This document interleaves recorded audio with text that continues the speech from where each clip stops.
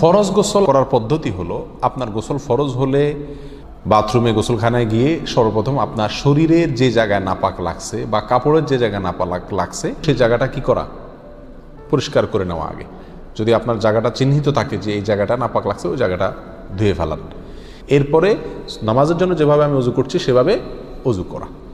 এরপরে অজু করা, হাতের কবজি ধোয়া, এরপরে কুলি করা, নাকে পানি দেওয়া, মুখ ধোয়া, হাতের কোণে পর্যন্ত ধোয়া, মাথা মাসা করা, এরকম অজু করা। অজু করার পরে এবার আপনি গোসল করেন।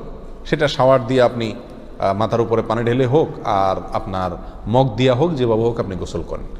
গোসল করা শেষ হয়ে গেলে, গোসল করে যখন বের হয়ে যাবেন, তখন যাওয়ার আগ দিয়া ওই যে পাও ধোয়া বাকি আছে হুজুর, যাওয়ার আগ দিয়া পায়ের ওখানে পানি ঢেলে টাকনো পর্যন্ত পাও ধুয়ে ফেললেন, বাস গোসল হয়ে গেল।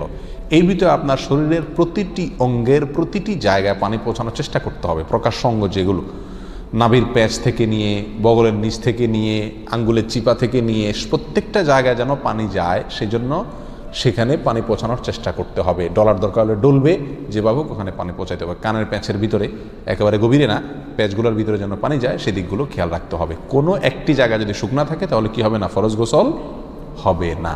অতএব পরিপূর্ণ শরীর যাতে ধোয়া হয় সেদিকটা খেয়াল রাখতে হবে। নেল পালিশ ইত্যাদি বা কোনো রং টং ইত্যাদির কারণে যদি কোনো আবরণ থাকে শরীরের উপরে, তাহলে সেগুলো সরা নিতে হবে, তা না হলে কি হবে না, ফরজ গোসল আদায় হবে না।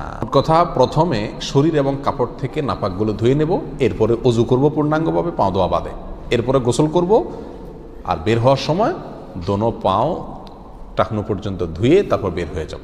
এই গোসলের সাথে আমার অজু হয়ে গেল। এই গোসলের পরে আর কি করার দরকার নাই, অজু করার দরকার নাই। অনেকে গোসলের পরে অজু করেন, এটা কোনো প্রয়োজন নাই।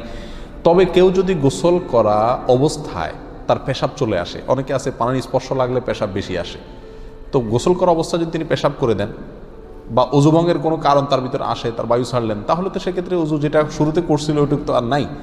তাহলে তাকে আবার কি করতে হবে, নতুন করে গোসলের পরে অজু করতে হবে। এ হলো মোটামুটি ফরজ গোসলের পদ্ধতি।